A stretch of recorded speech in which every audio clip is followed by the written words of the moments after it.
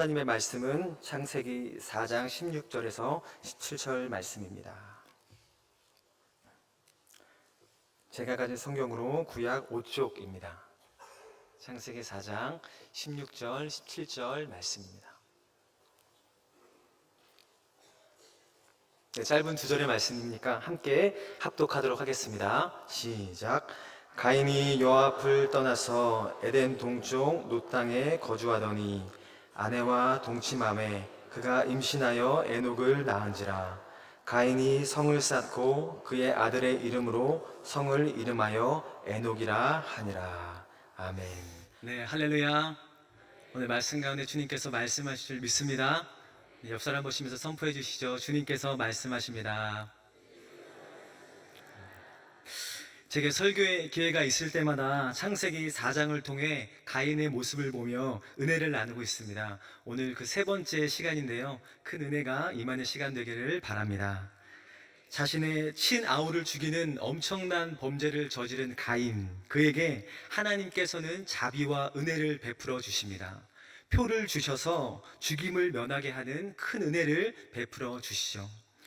사람을 죽였음에도 불구하고 하나님께 이러한 큰 은혜를 받았다면 하나님께 더욱 가까이 나아가야 하는데, 오늘 본문에 나오는 가인의 모습은 전혀 다른 반응을 보입니다. 오늘 본문에 나오는 가인의 반응을 함께 읽어보도록 하겠습니다. 창세기 4장 16절 말씀입니다.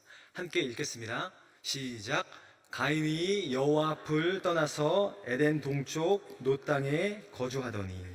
가인이 여호와 앞을 떠났다라고 오늘 본문은 기록하고 있습니다.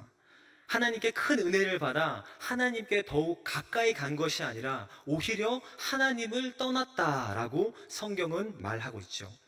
특별히 여기서 떠나서의 원어를 보면 야차라는 원어인데요, 뜻이 어떤 뜻이냐 하면 달아나다, 피하다, 도망하다라는 뜻입니다.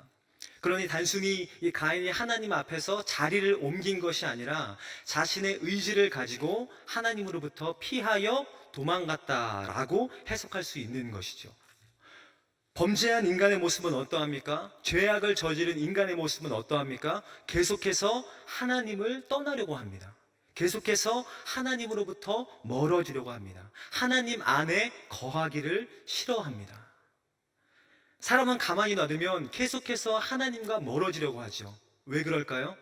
죄로 인하여서 우리의 본성이 오염되었기 때문입니다. 성경은 인간의 모습을 이렇게 묘사하는데요, 로마서에 보니까 이렇게 말합니다. 또한 그들이 마음에 하나님 두기를 싫어하매 라고 말합니다. 인간은 가만히 있으면 계속해서 하나님을 자신의 마음에 두기 싫어합니다. 계속해서 하나님으로부터 멀어지려 하고요, 하나님으로부터 떠나려고 합니다. 왜냐하면 죄로 인하여 우리의 본성이 오염되었기 때문입니다. 사실 성경의 많은 이야기가 하나님을 나의 마음에 두는가, 마음에 두지 않는가의 싸움이죠. 하나님께 더욱 가까이 가느냐, 가까이 가지 못하느냐의 싸움이 성경에는 참 많이 기록되어져 있습니다. 이스라엘 백성이 하나님 안에 거하고 하나님께 더 가까이 있을 때는 하나님 말씀에 순종하고 하나님 말씀을 청종하며 그 말씀에 따라 살아가지만, 하나님 안에 거하기를 거부하고 하나님과 멀리 있으면 그들은 어김없이 우상 숭배를 하고 말죠. 사사기를 보면 사사들이 하나님 말씀 가운데 거하고 하나님 안에 거할 때는 하나님께 쓰임받고 자신의 사명에 따라 살아가지만, 하나님을 멀리하고 하나님 안에 거하지 않을 때 그들은 타락의 길로 가고 맙니다. 사울이 처음 하나님을 가까이 할 때에는 하나님께서 사울을 통해서 암몬 백성들을 쳐부셨지만, 사울이 하나님을 멀리하자, 하나님을 떠나자 신접한 여인을 찾아가는 타락을 범하고 맙니다.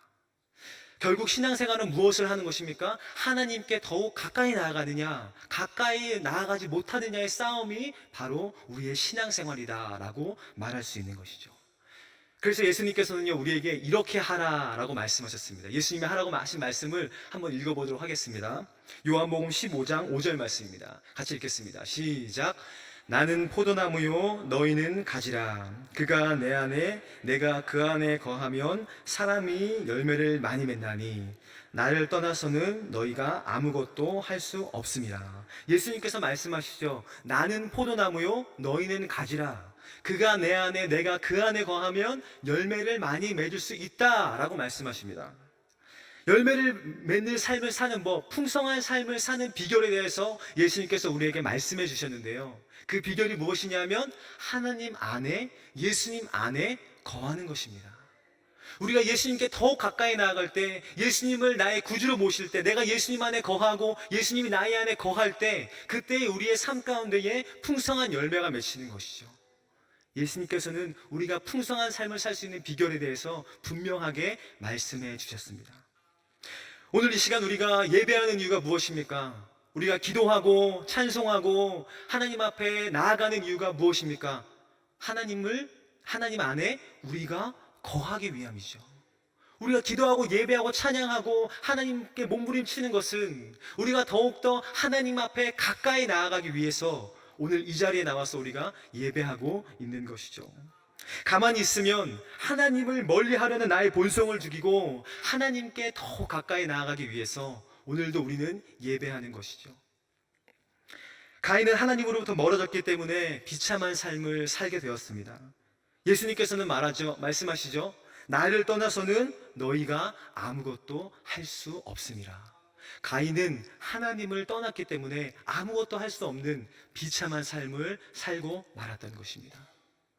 우리가 우리의 사명을 감당하기 위해 하나님께 쓰임받기 위해 첫 번째로 우리가 해야 하는 일이 있다면 그것은 하나님께 더욱 가까이 나아가는 것입니다. 하나님을 떠난 우리는 아무것도 할 수 없기 때문에 하나님께 가까이 나아가는 것이 바로 그 비결인 것이죠.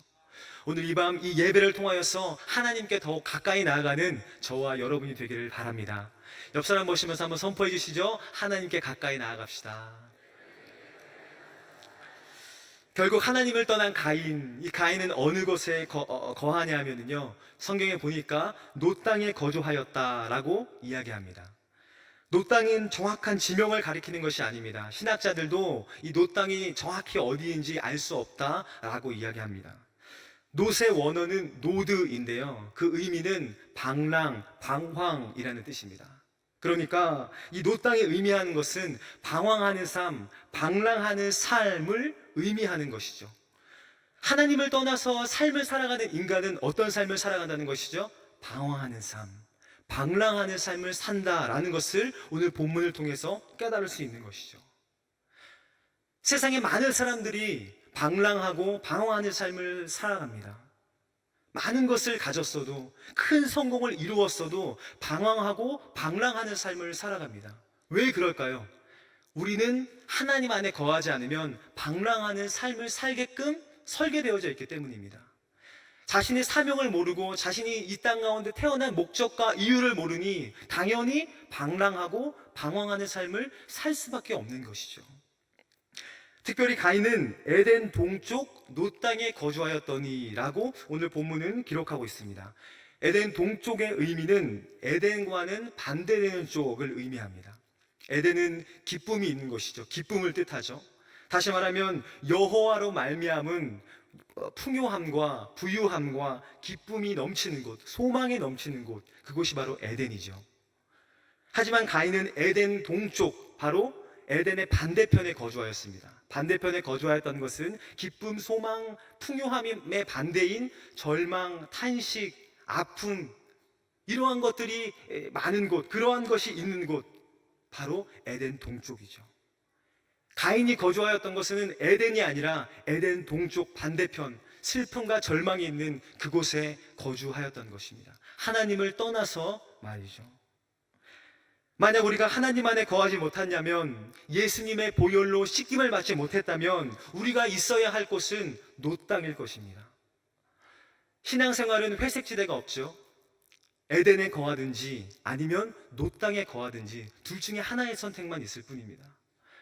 에덴에 거하여서 기쁨과 소망이 넘치든지, 하나님 안에 거하여 에덴에 있어 기쁨과 소망이 넘치든지, 아니면 하나님 안에 거하지 못하여서 놋 땅, 슬픔과 절망과 탄식과 슬픔이 있는 그곳에 거하든지, 이 두 가지 선택밖에 없는 것이죠. 저도 개인적으로 하나님 안에 거하기 위해서, 하나님께 더 가까이 나아가기 위해서 몸부림을 치고 애를 씁니다. 왜냐하면 하나님이 안에 거하지 않을 때 제 모습은 죄악으로 가득 찬 모습이 나타나기 때문이죠. 사역을 하다 보면은 여러 가지 문제들에 봉착합니다. 저의 인간적인 모습으로 그 일을 해결하려고 하면은 제 마음이 많이 상하죠. 제 안에 미워하는 마음이 생기고, 분노하는 마음이 생기고, 용서하지 못하는 마음이 생기고, 정죄하는 모습이 생기는 제 자신을 발견하게 됩니다. 그런데 하나님 안에 거할 때, 하나님께 가까이 나아갈 때, 하나님으로 충만할 때 그러한 마음들이 제 안에 사라지고요, 성도님들을 더욱 사랑할 수 있게 되고, 교회를 더욱 사랑할 수 있게 되고, 사명에 따라 살아가는 제 자신을 발견하게 됩니다. 그래서 하나님 앞에 나아가기 위해서 애쓰고 몸부림치는 것이죠. 하나님 안에 거할 때 진정한 기쁨이 제 안에 넘치기 때문에 하나님 앞에 나아가기 위해 애쓰고 몸부림을 치는 것입니다. 여러분, 하나님을 더욱 가까이 하십시오. 하나님께 더욱 가까이 나아가십시오.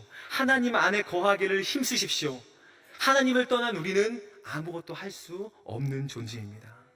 우리 앞에 찬양했던 것처럼 나의 안에 거하라. 나는 내 하나님이니 모든 환난 가운데 너를 지키는 자라. 오늘 이 밤 하나님 안에 거하는 저와 여러분이 되기를 바랍니다. 옆 사람 보시면서 다시 한번 선포해 주시죠. 하나님 안에 거합시다. 여호와 앞을 떠나서 에덴 동쪽 노 땅에 거주하게 된 가인, 아내와 동침하여 에녹을 낳습니다. 에녹을 낳은 후 가인은 어떠한 행동을 하는데요, 그 한 행동을 함께 읽어보도록 하겠습니다. 창세기 4장 17절 말씀입니다. 함께 읽겠습니다. 시작. 아내와 그가 임신하여 에녹을 낳은지라. 가인이 성을 쌓고 그의 아들의 이름으로 성을 이름하여 에녹이라 하니라. 가인이 한 행동을 찾으셨습니까? 가인이 성을 쌓았다라고 오늘 본문은 기록하고 있습니다. 에녹을 낳은 후 가인은 성을 쌓기 시작합니다. 성을 쌓는다라는 것은 무엇을 의미할까요? 성을 쌓는다는 의미는 자신 스스로 자신을 보호하겠다라는 의미입니다. 사람을 죽인 자신을 다른 사람이 공격할 것 같은 공포심 때문에 가인은 성을 쌓기 시작합니다. 하나님께서 표를 주시며 죽임을 면하게 하겠다는 약속을 했음에도 불구하고 가인은 여전히 하나님을 신뢰하지 못하고 계속해서 성을 쌓아갑니다. 그리고 자기 스스로 자기 자신을 보호하려고 합니다. 성을 쌓는 것으로 말이죠. 또한 하나님께서는 가인에게 표를 주시면서 죽임을 면하게 하는 은혜를 주셨지만 이 땅을 유리하게 된다는 벌은 거두지 않으셨습니다. 그럼에도 불구하고 그는 한 곳에 정착하여 성을 쌓기 시작합니다. 계속해서 하나님 말씀과 반대되는 삶을 살아가는 것이죠. 하나님을 떠난 인간, 하나님을 떠난 사람, 계속해서 하나님 말씀에 반대되는 삶을 살아가죠. 그리고 계속해서 어떤 모습을 보이죠? 성을 쌓기 시작합니다. 성이 자신을 지켜줄 거라고 생각하고, 성이 자신을 보호해 줄 거라고 생각하고, 계속해서 성을 견고하게 튼튼하게 쌓아가기 시작합니다. 이것이 바로 하나님을 떠난 인간의 모습인 것이죠. 많은 사람들이 가인과 같이 성을 쌓으며 살아갑니다. 돈의 성을 쌓고, 명예의 성을 쌓고, 인맥의 성을 쌓으며 살아갑니다. 그 성이 자신을 지켜줄 거라 착각하고 그 믿음을 가지고 살아갑니다. 성을 쌓는데 자신의 열정과 자신의 모든 것을 바쳐 애를 쓰며 힘겹게 살아가는 것이죠.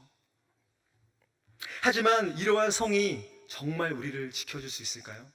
이러한 성이 정말 우리를 보호해 줄 수 있을까요?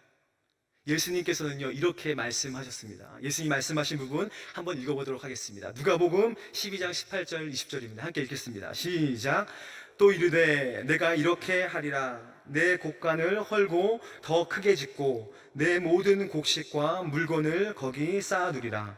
또 내가 내 영혼에게 이르되 영혼아, 여러 해 쓸 물건을 많이 쌓아 두었으니 평안히 쉬고 먹고 마시고 즐거워하자 하리라 하되, 하나님은 이르시되 어리석은 자여, 오늘 밤에 내 영혼을 도로 찾으리니 그러면 내 준비한 것이 누구의 것이 되겠느냐 하셨으니.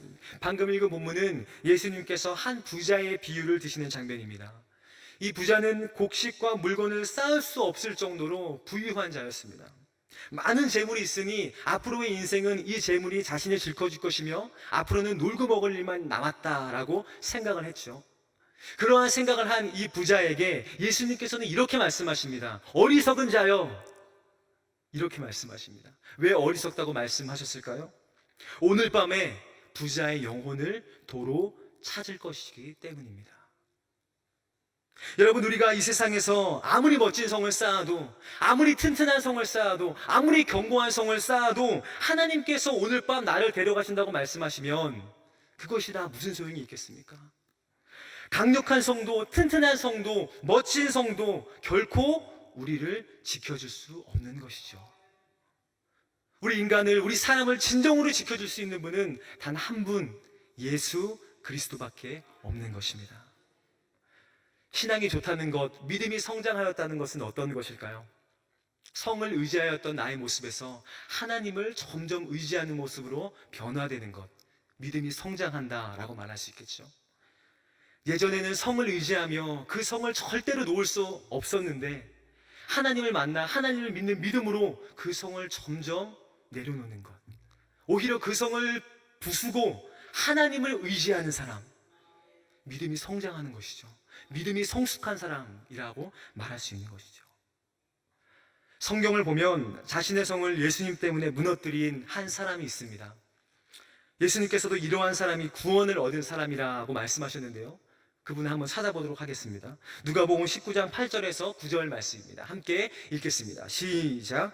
삭개오가 서서 주께 여짜오되 주여 보시옵소서, 내 소유의 절반을 가난한 자들에게 주겠사오며 만일 누구의 것을 속여 빼앗는 일이 있으면 내 갑절이나 갚겠나이다.